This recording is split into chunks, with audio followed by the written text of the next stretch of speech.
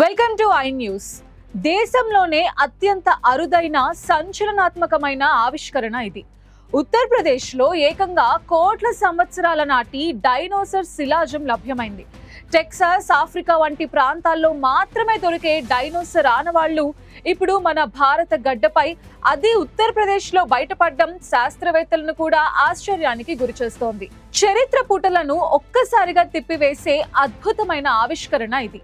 ఉత్తరప్రదేశ్ అటవీ ప్రాంతంలోని సహారన్పూర్లోని సహస్సారా నది ఒడ్డున పరిశోధకులు ట్రైసెరాటాప్స్ డైనోసర్ కు చెందిన శిలాజాన్ని గుర్తించారు. ఈ నిర్మాణం అసాధారణంగా, అత్యంత జాగ్రత్తగా భద్రపరిచి ఉండటం విశేషం. పరిశోధకుల అంచనా ప్రకారం ఈ శిలాజం సుమారు 35 మిలియన్ల నుంచి 40 మిలియన్ల సంవత్సరాల నాటిది.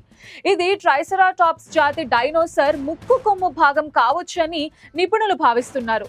ట్రైసెరాటాప్స్ అంటే 3 కొమ్ములు కలిగిన డైనోసర్ అని మనకి తెలుసు. ప్రపంచ వ్యాప్తంగా దొరికిన శిలాజాలతో ఈ కొత్త శిలాజాన్ని పోల్చి చూస్తున్నారు. ఈ ఆవిష్కరణ పాలియోంటాలజీ రంగంలో ఒక పెద్ద ప్రశ్నకు దారితీస్తోంది. ఎందుకంటే ట్రైసెరాటాప్స్ శిలాజాలు సాధారణంగా ఉత్తర అమెరికా, ఇతర పాశ్చాత్య ఖండాలలో మాత్రమే లభిస్తాయి. అలాంటి శిలాజం భారత్ లో దొరకటం ఒక అరుదైన, ఊహించని పరిణామం. ఇది నిజంగా ట్రైసెరాటాప్స్ శిలాజమేనా, లేక భారతదేశంలోనే గతంలో ఉనికిలో ఉన్న అంతరించిపోయిన డైనోసర్ జాతికి చెందినదై ఉంటుందా అనే కోణంలో ఇప్పుడు లోతైన పరిశోధనలు ప్రారంభమయ్యాయి.